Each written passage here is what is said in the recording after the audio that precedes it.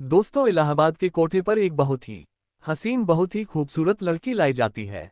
लेकिन उसकी खूबसूरती ही उसके जान की दुश्मन बन जाती है। जो भी ग्राहक उस कोठे पर आता, देखते ही उसका दीवाना बन जाता। वह किसी भी कीमत पर उसके साथ अपनी हसरतों को पूरा करता। इस तरीके से एक जाता तो दूसरा आ जाता, दूसरा जाता तो तीसरा आ जाता। दिन भर वो ग्राहकों में फंसी रहती, दिन भर वो चीखती लाती, दर्द से कराती, लेकिन किसी को इस बात से कोई मतलब नहीं था। कोठे के संचालक के लिए भी वह मात्र एक पैसा छापने वाली मशीन बनकर रह गई थी। उसकी तबीयत भी खराब हो जाती, तब भी उसे बख्शा नहीं जाता।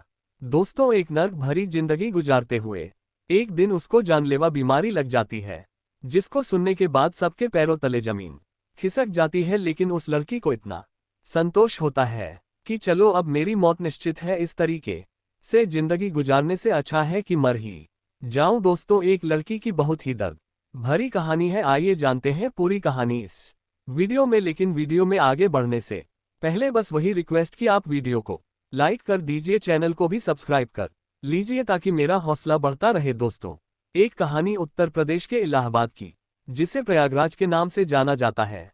वहां पर एक मीरागो है, बहुत पुराने वहां पर कोठे हैं और उन्हीं कोठों पर सैकड़ों लड़कियां काम करती हैं। एक लड़की जिसका नाम अफसाना होता है। दोस्तों, नाम बदल दिया गया है तो जो अफसाना होती है, 20 साल उसकी उम्र होती है। वह दिल्ली से होते हुए किसी तरीके से उस कोठे पर लाई जाती है। जैसे उस कोठे पर आती है, दोस्तों, बहुत ही हसीन, बहुत ही खूबसूरत होती है। जो भी लोग कोठे पर आने जाने वाले थे, उन लोगों के बीच में धीरे धीरे चर्चाएं फैल जाती हैं कि एक बहुत ही खूबसूरत लड़की फला कोठे पर आई है। अब लोग उसकी तरफ खींचे चले आते थे किसी भी कीमत पर। सब उसी लड़की के साथ ही जाना पसंद करते थे। हालांकि जिस कोठे पर होती है वहां पर और सारी लड़कियां थी, लेकिन ज्यादातर लोग उसी के साथ ही जाना पसंद करते थे। लेकिन दोस्तों, हर चीज की एक लिमिट होती है। अफसाना की भी एक लिमिट थी। वो एक इंसान थे, कोई सीन तो थी नहीं। दिन भर में इतने लोग आते कि वो परेशान हो जाती, दर्द से चीखती चिल्लाती, लेकिन किसी को कोई फर्क नहीं पड़ता था। एक दिन रात को 11 बजे एक बंगाली डॉक्टर उस कोठे पर आता है, क्योंकि अक्सर वह रात के 11 बजे के बाद जब कोठा बंद हो जाता था तो वहां पर वह आता था।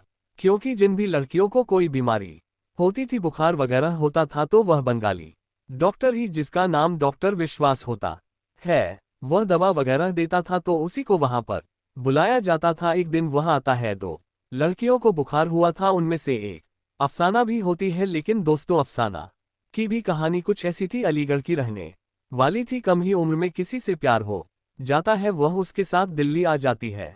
माँ बाप बहुत गरीब थे, ढूंढने की कोशिश नहीं करते हैं। दिल्ली जाने के बाद जब उस लड़के का मनुष्य भर जाता है तो उसे दिल्ली के कोठे पर बेंच देता है और दिल्ली से फिर वो इलाहाबाद मीरागिने वक्त गुजार चुकी थी। यहाँ पर भी आए हुए उसको 7-8 महीने हो जाते हैं। वह बंगाली डॉक्टर जब उसका नफटटोल होता है, उसको बुखार होता है, वह जो कोठे की मैडम होती है उनसे कहता है कि इनका जो बुखार है वो कितने दिनों से है। वो कहती है 4-5 दिन हो गए। तो वो कहता है कि कब ब्लड जांच करवाना पड़ेगा। दोस्तों, वह कुछ दवाइयां देता है, ब्लड के सैंपल लेता है दोनों लड़कियों के। तभी वहां पर 4 हट कट्ठे लोग आ जाते हैं और वह आने के बाद वहां पर जिस लिए आए थे उसकी डिमांड करते हैं। तो जो कोठे की मैडम थी वह कहती हैं कि ठीक है, आप लोग बैठिए, जो लड़कियां अरेस्ट करने चली गई हैं उनको मैं बुलाती हूँ। लेकिन दोस्तों, वो अफसाना के लिए ही आए थे। वह कहते हैं कि हमको को तो इसी लड़की के साथ जाना है। लेकिन वह कहती है कि मेरी तबीयत खराब है, मुझे बुखार है, मैं कुछ नहीं कर सकती। दोस्तों, वह उसका हाथ पकड़ लेते हैं। उसके हाथ में जो दवाई दी हुई थी डॉक्टर विश्वास ने, वह छिटक के गिर जाती है। मैडम कहती है कि इसकी तबीयत खराब है, 4-5 दिनों से आप लोग अगर इसी के साथ जाना है तो कल आ जाएगा, वरना और भी लड़कियां हैं। लेकिन वह मानते नहीं है। वो कहते हैं कि ज्यादा बुखार चढ़ा भी उतार देंगे। दोस्तों, उसके साथ जबरदस्ती करने लगते हैं।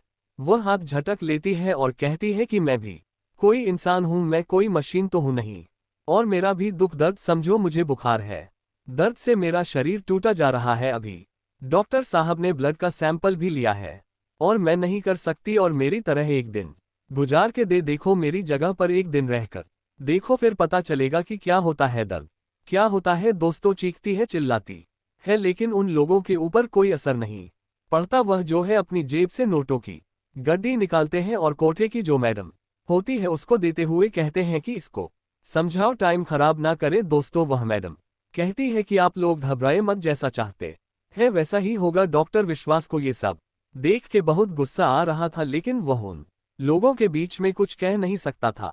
दोस्तों उसके सामने ही एक बंदा उसमें से अफसाना को लेकर चला जाता है। उसके बाद डॉक्टर विश्वास वहां से ब्लड सैंपल लेकर अपने घर आ जाता है। एक लैब पर जाता है, ब्लड के सैंपल देता है। उसके बाद अपने घर पर आ जाता है। उसको नींद नहीं आती। वह सोचता है कि गजब ये दुनिया है और किस तरीके से लड़कियों को बेबस किया जाता है, मजबूर किया जाता है। वह दोस्तों बहुत दुखी हो जाता है। अब दोस्तों ये लोग अपनी मनमानी करके चले जाते हैं। 3 दिन के बाद डॉक्टर विश्वास फिर कोठे पर आता है रात को 11 बजे और उसके हाथ में वह रिपोर्ट होती है जो खून जांच हुई थी। जाते ही वह मैडम से मिलता है। लड़कियां भी आती हैं, कहती है क्या हुआ, रिपोर्ट में क्या आया है। दोस्तों वो जो कहता है उसके बाद उन लोगों के पैरों तले जमीन जाती है। वह कहता है कि जिसका अफसाना नाम है वह HIV पॉजिटिव है, उसको एड्स हो चुका है। जो दूसरी लड़की है उसको टाइफाइड है। अब दोस्तों इतना सुनने के बाद कोठे पर हड़क बच जाता है। जब अफसाना ये सुनती है दोस्तों वह रोने लगती है। वह कहती है कि चलो अच्छा है, इस नर्क भरी जिंदगी से छुटकारा मिल जाएगा। वो डॉक्टर से कहती है कि मेरी मौत कितने दिनों में हो जाएगी।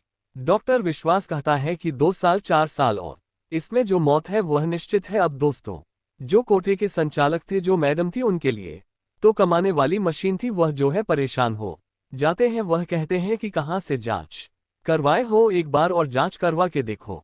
दोस्तों उस दिन भी वह सैंपल लेकर जाता है और फिर 2 दिन के बाद आता है और फिर से वह कहता है कि जो पहले रिपोर्ट थी वही आई है, इसको सो रखा है। अब दोस्तों जब ये बात सारे लोग सुनते हैं, कंफर्म हो जाता है, तो मैडम कहती है कि इसी की वजह से तो हमारा कोठा चल रहा था, अब इसी की वजह से तो हमारा नाम खराब हो जाएगा, हमारा धंधा चौपट हो जाएगा।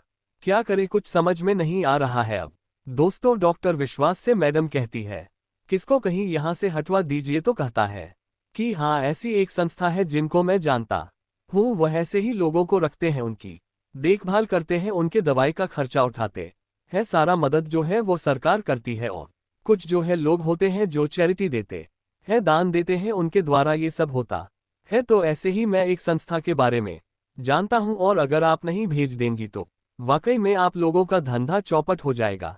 तो अगर आप चाहे, अभी रात का वक्त है, तो मैं उनसे बात करता हूं, उनका फ़ोन नंबर मेरे पास है, अगर वो लोग आएंगे तो इसको उनके साथ भेज दीजिए। मैडम कहती है ठीक है। दोस्तों उसके बाद वह किसी को फ़ोन करता है और फिर अफसाना से कहता है कि तुम्हारा अगर कोई सामान वगैरह हो यहाँ पर तो उसको अपने साथ ले लो। दोस्तों उसके पास एक बॉक्स होता है, ज़्यादा कुछ सामान था नहीं। वह उस बक्से को लेकर जब वहां आती है जहां पर सारे लोग थे, दोस्तों उसको देखकर सारी जो लड़कियां थी वह फूट फूट कर रोने लगती है, क्योंकि ऐसे लग रहा था कि से वो नहीं, उसकी लाश यहां से जा रही हो। जैसे ही जिसको फोन किया था वह गाड़ी आती है, उसके बाद अफसाना को उसमें बिठाया जाता है। सारी लड़कियां जो थी रोते हुए उसको अलविदा कहती हैं और उसको अंतिम बार देखती हैं। उसके बाद दोस्तों वह गाड़ी वहां से अफसाना को लेकर वहां से चली जाती है।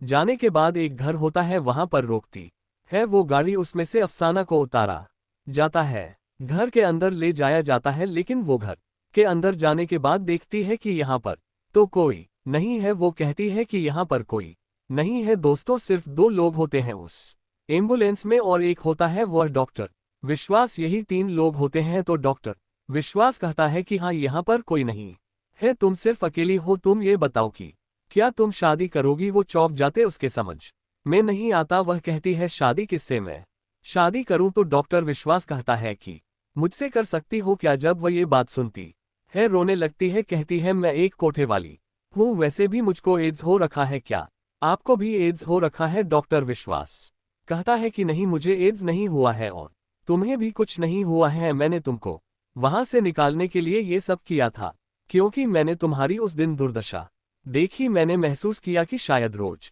तुम्हारे साथ यही होता होगा। दोस्तों वो लिप्ट के रोने लगती है, कहती है कि हाँ, मेरे साथ तो यही सब होता है। अब दोस्तों वो फूट फूट कर रोने लगती है, कहती है मेरे समझ में नहीं आ रहा है ये सब क्या हो रहा है। लेकिन दोस्तों जो कुछ हुआ था उस दिन, जब वो डॉक्टर जाता है वहां पर, जब उसकी दुर्दशा देखता है, वहां से जब वो ब्लड सैंपल लेकर आता है, उसकी जांच करवाता है, तो उस लड़की के साथ अफसाना को भी टाइफाइड ही हुआ था।